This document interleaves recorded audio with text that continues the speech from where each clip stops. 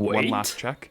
Bring in a few modest sales, maybe a frayed knot stack or two. Did he already make it? Okay, guys, it is time to react to Pathalyric's new episode now of the Goldbound series. Is he gonna be able to leave Elwyn Forest today or not? We'll see.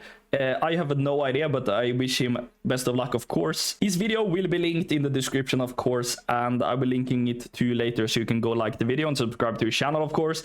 He is amazing. The videos he makes is just outstanding, so it's gonna be very fun to watch. Let's give it a go. I guess I will have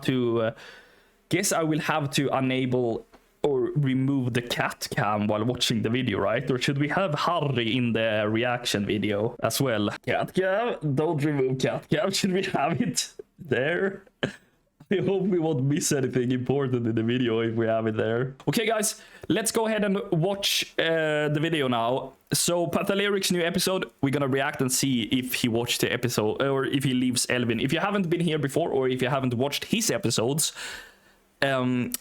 he is stuck in Elwyn Forest until he makes enough gold to purchase a WoW token. Then he can unlock a zone that is close to Elwyn Forest.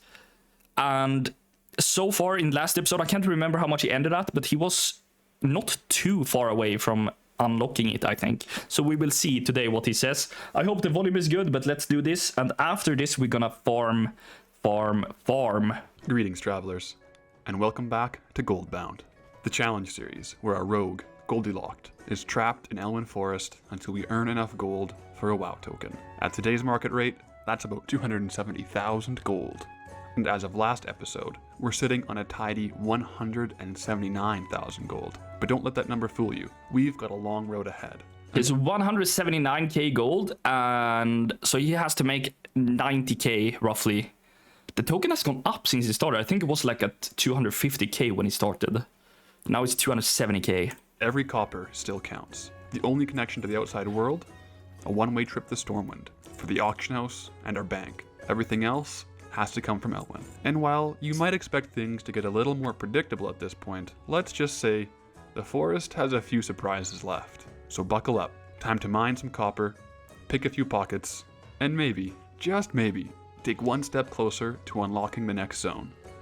Welcome back to Goldbound.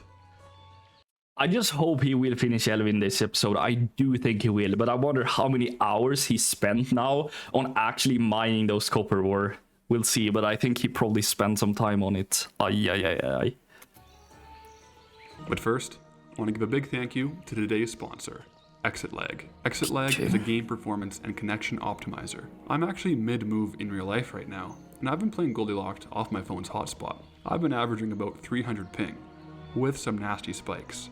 Really not ideal. So, giving ExitLag a try. The difference was instantly noticeable. So to get started, just head to ExitLag using the link in the description or pinned comment. All you gotta do is create an account and download the program. You'll get a free 3-day trial, no credit card required. And it works with over 2,000 games, not just WoW. But for Goldilocks, I selected World of Warcraft, optimized my routes, and hit play. Now, behind the scene, ExitLag is doing its thing, using a dynamic AI-based route optimization to stabilize your connection. Here's the result. I've been holding a stable 110 ping, off a hotspot. So, whether you're gaming from the boonies like me, or just tired of lag ruining your fights, ExitLag can help you optimize what you're working with. Okay, so go ahead, click the link down below to grab your free 3-day trial, and thank you again to ExitLag for supporting Goldbound. Now, as we're back in the forest adventuring, I think he has PTSD from copper ores. I think so as well. I would have for sure, because he must have mined an insane amount of nodes. He's probably like the world leader in terms of picking up nodes in Elwyn Forest. Like, holy moly. If last episode taught us anything, it's that our old friend, the frayed knot farm, still pulls its weight, even with the market prices way down. In fact, in the mailbox opening last episode, I caught a full stack of 20 selling. Up until now, we've been treating frayed knots too much like a background passive farm. We still didn't check, can you actually sell the pet that you buy with these items? Because maybe people are buying the frayed knots to flip the pet, but I'm unsure if it's actually sellable, the pet. I don't really know. We should probably check that up. With slow but steady returns. But the truth is, at least right now, these things are liquid. They move. And every time the market gets yoinked up by a greedy resetter, there's a window, a brief golden window for us to capitalize. So I ran the numbers. How many frayed knots can we collect in 1 hour with a focused rotation, This is interesting. no distractions, just pickpocketing every humanoid spawn along our route? I'll toss this path up again on the screen. It's about a 10 to 12 minute loop, and it's pretty sustainable. You can just keep circling it forever, and the pockets keep resetting. And the results? Well, they kind of shocked me. We pulled in 30 frayed knots in 30 frayed knots? That ain't bad. Like, if you remember the beginning or watch the beginning of this series, they were worth like around 1,000 gold each, I think. That would have been roughly a 30k an hour farm with the frayed knots. That is not bad. Like, there are niche items in this game that you have no clue that they exist, and they are used for some like weird random shit, and they actually sell, and you probably can make some real good gold from them. It probably exists a lot of other items like this that I have absolutely no idea about, and like that is quite good, quite nice to see. a single hour. That's 30 knots per hour, which makes us officially the fastest rogue on the high seas. Okay, but really, at a regional value at an all-time low of about 220 gold per sail, that's still 7,200 gold per hour, and that's the highest gold per hour we've seen so far in Elwyn. And now that includes a few random whites in the bags and a few bonus herbs and ores that we grabbed along the way when they were close to pickpocket mobs. But remember, if we catch a price reset at the right time, we can sell a few of these for even more than 220 gold each. We're keeping a few stacks posted at all times now. Frayed knots aren't just background noise anymore. They're inventory staples. And while we wait for those sales to roll in, one by one, or maybe in a lucky lump sum by a resetter, it's time to stock the shelves with something a little more unique. Okay, what's he gonna do now? We turned our attention back to leatherworking. Leatherworking, now, in the okay. early days of the farms, we dabbled with the old leatherworking enchanting shuffle, only to find out that it didn't really pan out. But after seeing how well our blacksmithing greens have been selling lately, I figured, why not do the same thing here? So we relearned leatherworking and crafted up one or two of every green and white leatherworking item that we had access to.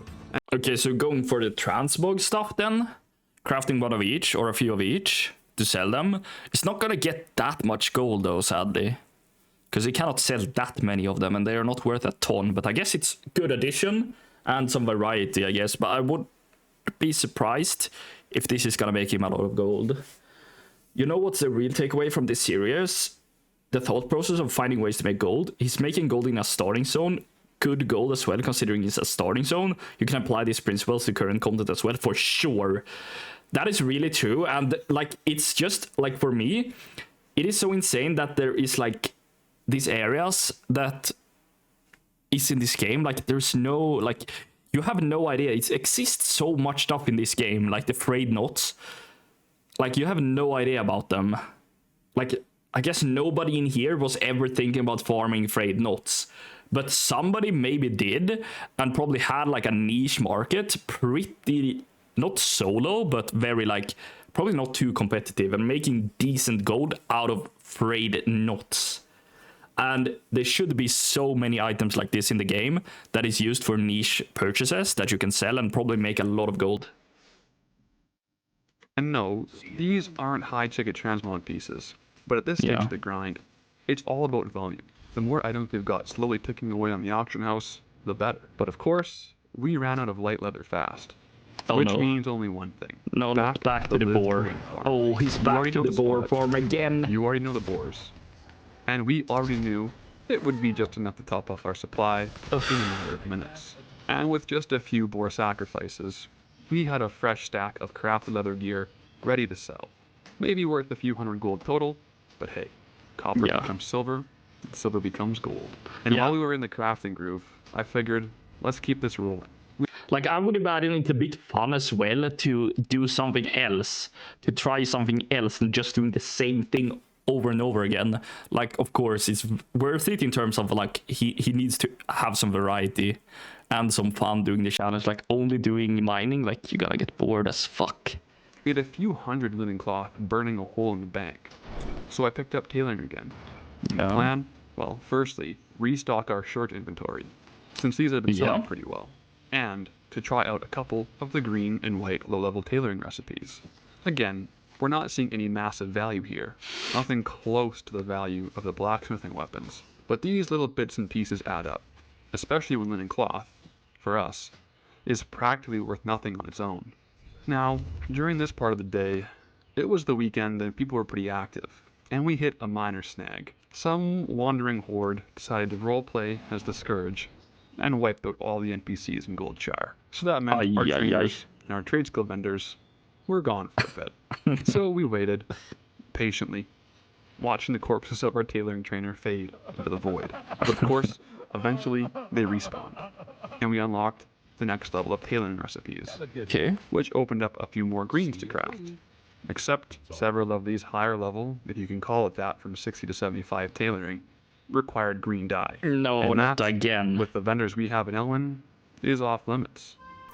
Why is there no vendors in Elwyn Forest selling those items that he actually needs? It's just crazy.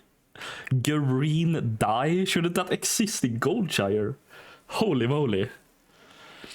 Yeah, I can, Yari. Someone just lost their little golden goose because this guy came up with a gold making challenge for himself. Yep. Exactly. For sure. Somebody lost their fortune on the frayed knots, for sure. And I bet he will find more and more of these items when he goes on to the next zone as well. Like, for sure. No vendor I could find in Goldshire sold it. So, those items are a luxury reserved to travelers outside of the zone-locked world. So for now, we list what we can. And with our bags full of greens, shirts, cloth, and leather, it was off to the auction house to list these up. But on our way over, we made a quick stop at the seasonal event currently sweeping Elwyn and all of Azeroth, the Midsummer Fire Festival. And while the fires are roaring and the torches are lit, and the revelers are partying across the continents... Can you make any gold well, here? Goldie-locked here, he's still zone-locked. And this particular festival revolves around visiting bonfires in different zones, which is great, and might even have some profit available if you can travel between zones. But for us, here in Elwyn, there's just one flame, one lonely bonfire, and a ribbon pole with just Goldie-locked and one fellow traveler. So, after a few ribbon twirls, we paid our respects and then packed it in. Festival complete, Goldbound style. No gold so for back we went Goldilocks. to Stormwind to scan our auctions, undercut a few gold goblins, and repost our fresh haul of leatherworking and tailoring crafts. At this point, Goldilocked is basically a jack of all trades. Yeah, he has a lot of items now. Tailoring shirts, leatherworking greens, scrolls, glyphs. Is he gonna keep his item when he moves soon? Like, when he moves to another zone, is he gonna keep his items? I hope. Yeah, he said he could access Elwyn Forest again. But I hope he keeps his items as well. So he doesn't, like, get rid of them when he reaches the goal. No way, then he wouldn't be setting up this long-term item for sure. He gotta keep them. Cat crates, you name it, we're selling it. But while guys, watch spanners. He's posting spanners for 569 gold. They have a real value, guys. That's insane. running one of our usual repost scans, something caught my eye. We didn't have any frayed knots to scan under, which is strange, considering we just farmed a whole stack of them. So I checked the market, and it was reset to 1,000 gold. No way. Yeah, someone tried to force a price spike, which is exactly what we premeditated. And since we had a nice stockpile sitting on the auction house, that little market reset might mean some juicy mailbox returns. But that wasn't the only gold goblin stunt pulled this weekend. Turns out, someone was trying to corner the market on copper bars. They bought out the entire stock of copper bars and relisted at 20 gold per bar. Now this kind of market manipulation is strictly off limits for Goldilocked, considering we can't buy on the auction house. But that doesn't mean we can't capitalize on someone else doing it. And normally, we don't even bother selling the bars themselves. We usually craft them into copper bolts and list those for 6 to 8 gold a pop. But as luck would have it, I was already sitting on a stash of copper bars, just waiting to get turned into bolts during my next AFK session. You know, while I Let's make hope dinner we get a few sales on this price. So instead, we swooped in and listed the bars just below the reset price. Now, the market usually corrects itself pretty quick after a stunt like this, but if we can slip in a few premium sales before it crashes back down, that's a win. Yeah, that would be so nice. Enough auction house goblinery. It's time to head back into the forest. We need more loot, more coin, because unless we find a new source of gold soon, we might just be stuck in Elwyn forever. Did he manage to sell any of the cats yet that he bought? I don't think so, right? Like, I just feel stupid when I see this, because I know that I've been buying these cats out of the auction house so many times, like trying to flip them. And it's just a vendor outside Stormwind, so it's so easy to go and get them. That is not the smartest move, I guess. I've been saying it, spanners will make you a millionaire. That is true, Mazda. That is true. If you sell the spanners, keep them consistently up on the auction house, you will make billions with the spanners. Also, talking about a spanner. What is this? An IRL spanner? Now, as you know, we've been hustling Donna Anthea's pets since episode 1. Goldie Cat has paid their dues, both as a companion and as a commodity. And after last week's upload, where we revealed you can sell them both as caged and uncaged pets, also known as used and unused, some travelers mentioned that the used pets might be selling at a higher price because they can actually be sold after they've been leveled. You can learn a pet, do a whole bunch of pet battles, and then resell it for a higher price. And that might explain why our listings of used cats aren't moving too quickly. They're all level 1. So, we took Goldie Cat out into the wild to cut his teeth. This would be interesting. 2 potential methods of gold making with battle pets. Now, first off, if you haven't played retail WoW since Mists of Pandaria, you might have missed the addition of battle pets. It's a full-on turn-based minigame inside of WoW. This is one where you collect pets, fight trainers, and even duel other players with their pets. Not exactly my usual flavor, but if it makes some gold, I'll sip it. But here's... I doubt that selling the cats leveled up will make any kind of good money, but it will be interesting to see if he actually managed to sell them. But like, do people buy level 25 cats for like any type of gold? You don't really need them leveled, right? And you're not really gonna use the cats, right? Some people are just pure lazy and will buy them, but when do you use the cats for battle pets? Maybe they are like the best pet to use. Yeah, maybe this will turn out to be like some secret gold mine again. We'll see. Maybe. The problem. Everything in Elwyn Forest is a critter and can't be put into a cage after you've learned it. And the game makes a big distinction between pets that are cageable. These are the ones that are found from drops or purchased from vendors, and those that can only be captured in the wild. Wild-caught pets can't be traded. They can't be caged, so they can't be sold to other players. You can add them to your collection, sure, but that doesn't exactly help the gold counter. From all my searching through Elwyn Forest, I couldn't find a pet that we could cage and then sell. Just ones to pad the collection logs. To make matters worse, pets don't... You can't catch pets in the open world and sell them? That I always thought you could. What? Just for your collections? You buy them for collections? Yeah, but do you buy level 25s then, maybe? Anyone trying to get all pets level 25 just uses Super Squirt Day to cap them? Okay.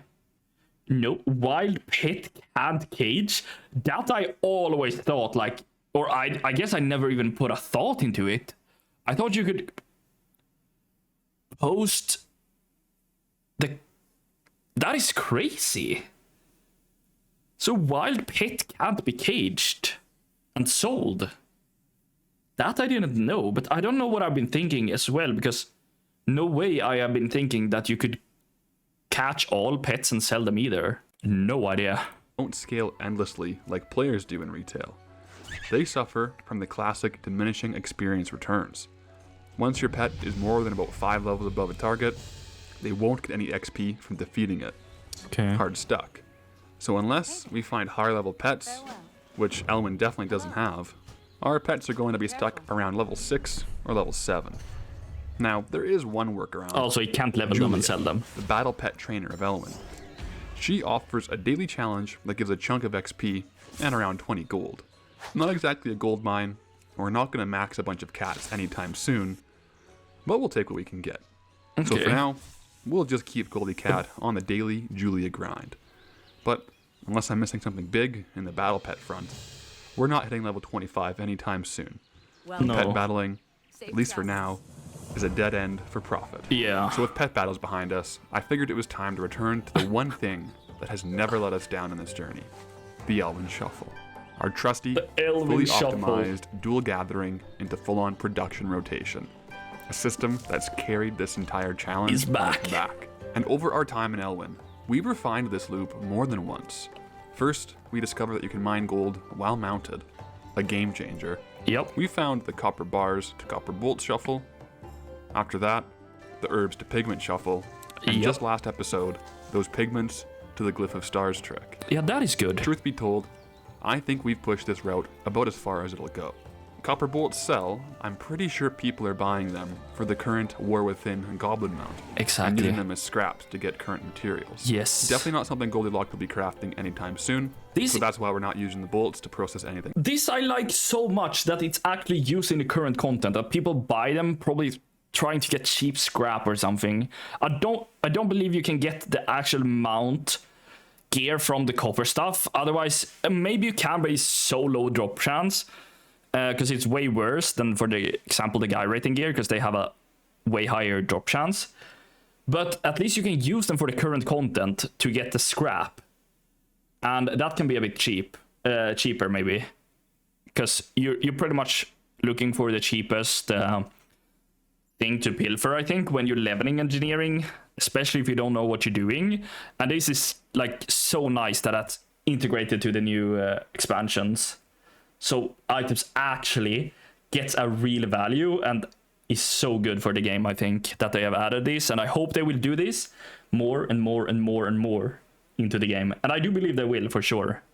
I do believe they will add way more crafts from older expansions into current expansion professions and stuff like that. We'll see what happens, but I think that's really good. Further. But the core of this route remains strong. And we actually hit a milestone while doing it, level 50.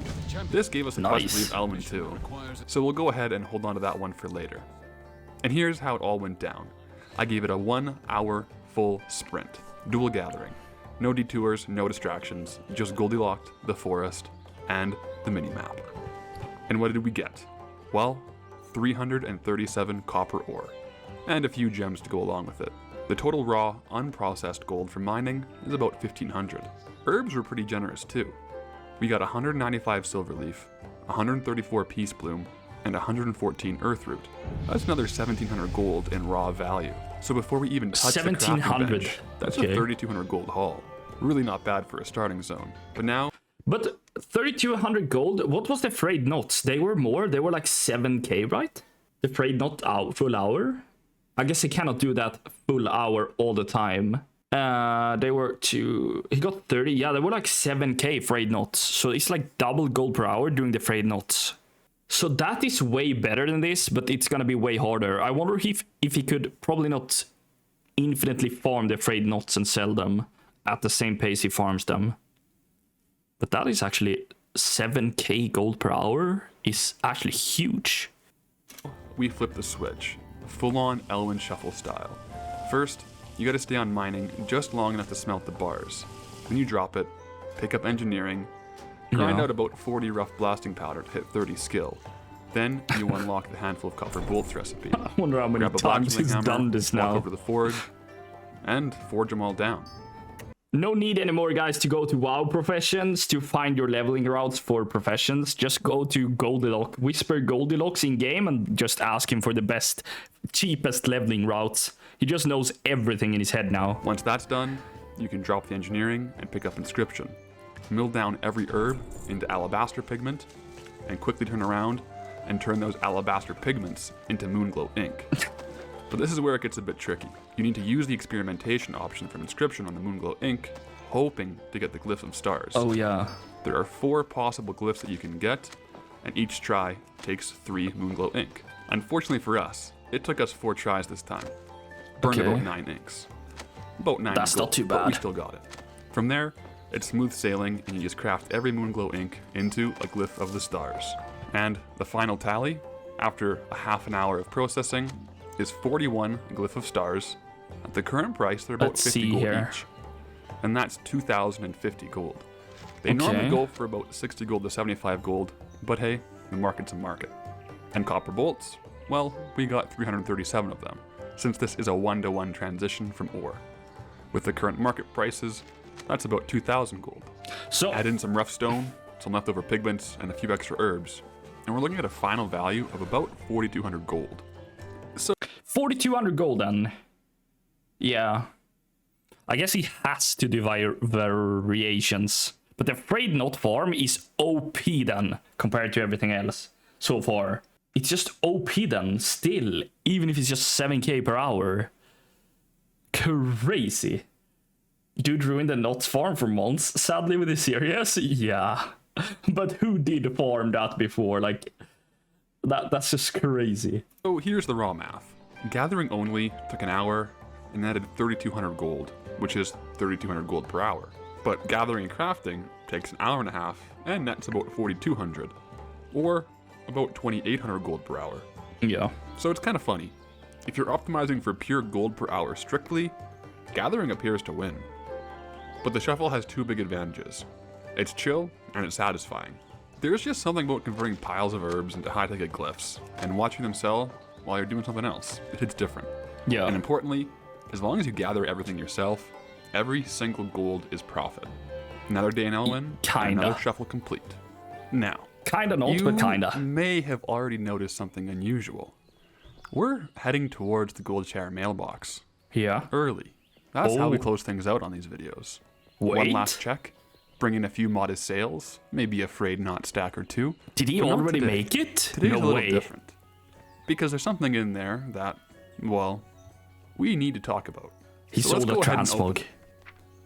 Okay. No way. This is, without a question, the largest haul we've seen so far. He sold a transmog. Enough gold to nearly buy a WoW token outright, and when combined with what we have here, enough to end the Elwyn challenge, if we let it. So let's take a closer look, What because happened? what I found What did he did sell? give me some pause. A massive chunk of the gold in the mailbox came from 3 items. A Beaded pair gloves. of beaded gloves, a pale skinner, and a stone knoll hammer. 2 of these, the hammer and the skinner, weren't too suspicious by themselves. They were the cheapest listed on the auction house, and I had multiples up, and only 1 of each sold. But these 3 items together were all purchased by the same buyer. Now, I Yeah. won't say the name directly, but their name was a bit of a play on the word collector, which makes me think it might be legit. I don't want to assume anything. This could just be someone collecting the old gear, a Mog enthusiast, but This is a rough situation. Actually. Because somebody could just be cheating it for him. And I guess that is why he won't be including this gold. Because that's what I assume he's not gonna do. I think he's not gonna include this gold because somebody can just come in and cheat for him. Because they can just search for his name. If you search for these items, I don't know, with TSM, you can at least you can see who sells the item. And if they see Goldilocks, they can just sell it. Buy it, I mean, to cheat it for him, even if he doesn't want to, which he doesn't want, of course. But they can just do it without, without him. He cannot really do anything about it, right? But I think, he's not gonna include it. He's gonna say that now, probably, I would assume. Otherwise, he's done with Elwyn, but I think he's not gonna include it. And that is reasonable, in my opinion. But then again, it's gonna be really hard, because if he can't sell transmog, then it's always gonna be impossible to know if somebody buys it with the right intentions or not. So we will see what it says here. numbers are a little concerning. See, the beaded gloves. I barely remember looting these guys. Yeah. I think they came from one of the chests randomly scattered around Elwyn. Just this week, I got a rare drop from one of those, a white shield, that is actually pretty rare and sold for quite a bit of gold. And same thing with the beaded gloves. They're a no-joke valuable item. And I did some research on them, and Trade Skill Master places the market value closer to 28,000 gold. Okay. Over the past 6 months, they have come down a little bit. Yeah. But these sales don't quite sit right. So here's what I did. the beaded gloves, the 165,000 gold, I don't feel right counting those towards the total gold tally. Yeah. So I'll be sending that off character. It's a little too random, a little too inflated, and feels a little too much like a donation from a viewer who wanted to help. Yeah. Now, the stone knoll hammer. This is something we were farming. So what I did is I split the difference between the inflated price and the market value, leaving us about a 7,000 gold spread. Okay. And the pale skinner, well, honestly, this one's fine. It sold under value, so we're going to go ahead and take the gold there. So after all that, I guess that's between fine. the stone knoll hammer and the pale skinner, we keep 11k and send about We're just 190k. fighting behind him. He's all out war behind him, and he's just walking here. But I guess it's a fine, reasonable way to solve it.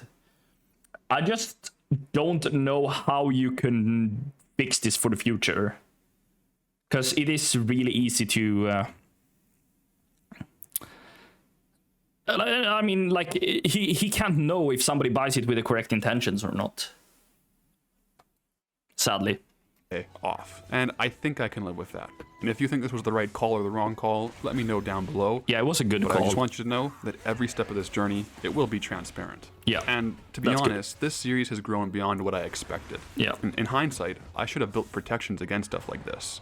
But to be fair, when I posted episode 1, I only had 400 subscribers, and it wasn't too much of a concern. Yeah. So going forward, what I'm going to do And now is it has Goldilocks' millions of true views. in-game name is going to change periodically with paid name changes.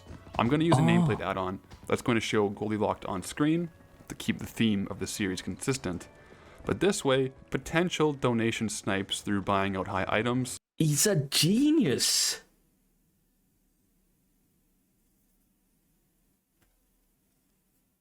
He's a genius. He's gonna name change and use some add-on to still be called Goldilocks. That's actually great. It's gonna be way harder to snipe him now for people who wants to help him or destroy stuff for him. This is a great strat. I couldn't think about this. This is so good. This will fix the problem fully. Or? This is great. Nice. Perfect solution. Shouldn't happen in the future. This guy got me into WoW, by the way, with his first video. Never Tilt. Totally understandable. It is a great video, and yeah, it just looks... This makes WoW so interesting and so fun, watching this. And this is a very unique way of playing it, of course, but you can play WoW this way, and it opens up the doors, and like it's so interesting to watch and see, and he's like really investigating how you can make gold in random zones, and it's like so nice. Finding out these items, I'm so... I don't even know how to say it, but like it's so nice to see. It's so interesting to see. Let's clear out this current auction house stack. Because To be honest, 51K. frame knots were moving like hotcakes this week. Yeah. So let's get back to work. Because Elwyn is not finished yet, but we're close. And of course, we can all take a moment to appreciate the sound of the mailbox. Amazing. It's gonna have like And 220, just like that, 230, we are sitting on 243. a jaw-dropping stack of gold into the 200,000s. He is Honestly, close now. Still blows my mind that this was all earned right here in Elwyn Forest. Yeah. But, as always, there's a catch. And the WoW token price, still rising. No man, The goalpost has just moved again. 281k Here's the now. plan. It's time to roll up our sleeves. We'll double down, go harder than ever, because ready or not, we're breaking out of Elwyn this Yeah. episode. And with Nice. the gold toll nearly in reach, we keep things simple. A few more laps, Few more frame knots, yeah. or just enough to keep the gold trickling in. We'll offload our last few glyph of stars, and even swing by Julia for a quick duel. Damn it, 20 this gold in the is pot. not gonna pay Not off. bad. But here's the thing. The market seems to be shifting in our favor. The WoW token has dropped to 275. Yeah, it can't go up And anymore. judging by some of the items slipping through the sales, we might just have it. It's close. So we head back for a second quick mailbox check. Okay. Maybe one last haul if the numbers line up. This could be it. Let's take a look. Perfect. This is so nice. Finally. Finally, he's there. Beautiful. 274k. Oh man. We Absolutely are close. crazy. So insanely close. So it's time to focus up. We'll run a few more undercut scans. We only need a little bit of liquid gold. So I tightened up the loop. We're doing laps for herbs, laps for ore, and then running back to the auction house to rescan, to make sure we're the lowest price on the auction house, to repost, rescan, and repeat. And then, during one of these cycles, on the way back to the auction house, I spotted something. The WoW token's live value, which had mostly been climbing through the series, actually dropped by about 1,000 gold. Nice. Surprisingly shaky hands. I headed to the auction house to pick up a WoW token. Crazy. He Now, got it it doesn't go straight now. into the inventory. Huge Let's go congrats. to get it out of the mailbox and claim it in style. And just like that, I wonder how that feels. That you're finally made a WoW token out of Elwyn Forest now. How much time did he spend? He didn't show that yet, I think, so we will see. Crazy and so amazing. Travelers, we did it. Yeah. We've officially farmed enough gold Huge. in Elwyn Forest only to purchase a WoW token with straight gold. No boosts, no alts, no buying on the auction house except for the token. No outside help, just one zone and one Goldilocks. Let's just say this challenge turned out a little harder than expected at the outset. Okay. The response from the community, way bigger than I could have imagined. So seriously, thank you. Now Goldilocks' journey isn't over. Not even close. His true goal is to explore all of Azeroth. Yeah. One zone at a time. Now of course, the token Goldilocks purchased is soulbound, which means it has to be redeemed by Goldilocks either for game time or account currency. So in this week's members only Travelers poll, we'll decide. Do we just add the time for game time subscription, let the WoW tokens stack up in the bank, use the game currency for in-shop purchases, or just let the battle account currency stockpile up? But for now, we've got some zones to unlock. And Yeah, this some is options interesting. to clear up. Now, What zone is from gonna a get? practical perspective, since we're moving into a brand new zone, I figured it was time for a bit of a auction house spring cleaning. We are keeping Yeah. a few of the items we intentionally stockpiled, maybe 2 or 3 of each if we specifically farmed for them, but the rest, we're going to trim the fat here. Not because they're bad items, far from it, but because our repo scans have just been getting a little out of hand. Some of them just take too long to cycle through, which doesn't exactly work when we're about to throw ourselves into a brand new ecosystem. So yes, a few choice items are getting tossed into the muck, particularly if we have quite a few of them, but Yeah. genuinely, I think it's for the greater good. We need to be nimble to get going into this next chapter. Okay, now we need to unlock another zone. This is gonna be fun.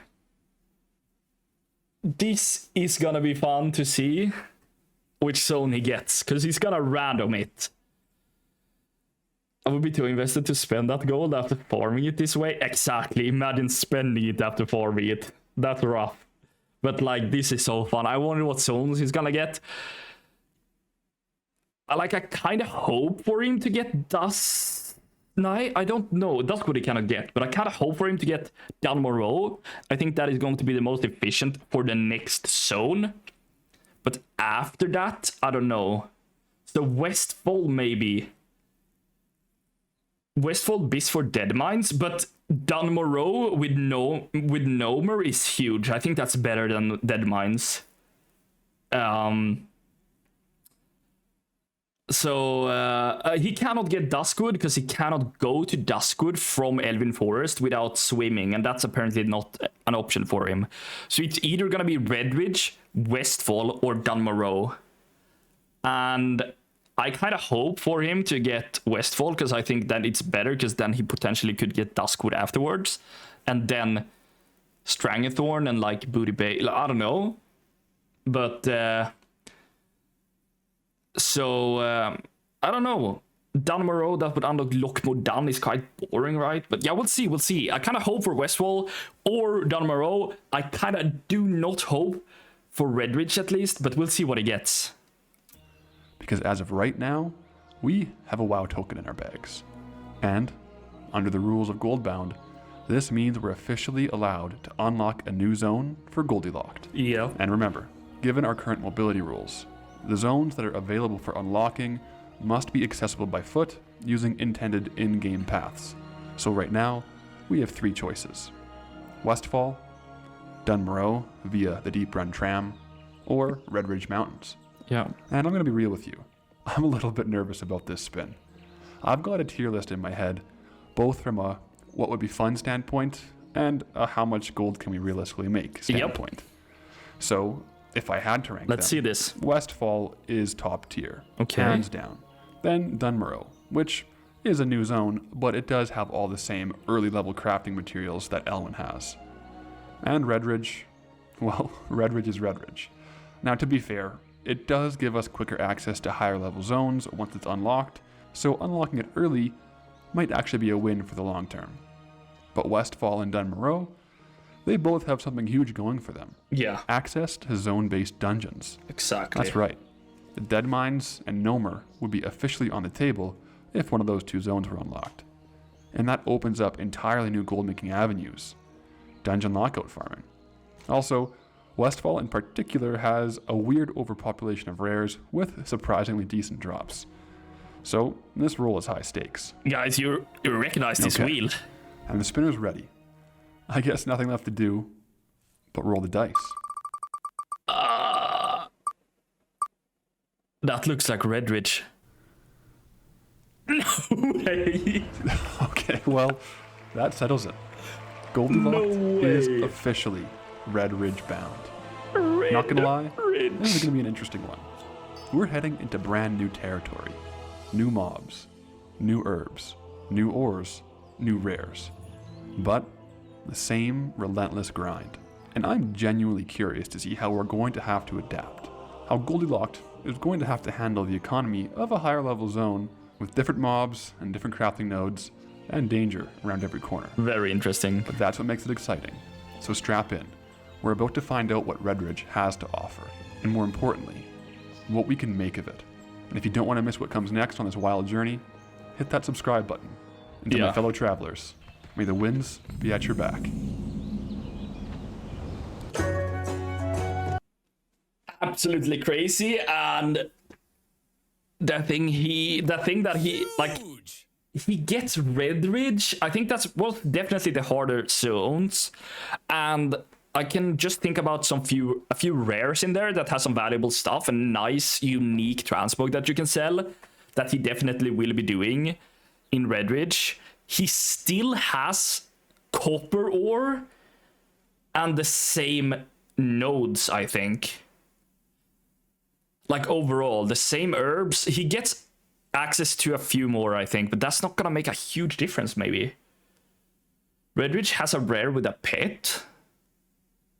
It has a bunch of rares with like very rare stuff as well. And like the Spire staff, if he can make, I think it's gonna be significantly easier for him to make gold in Red Ridge actually if he grinds out those rares.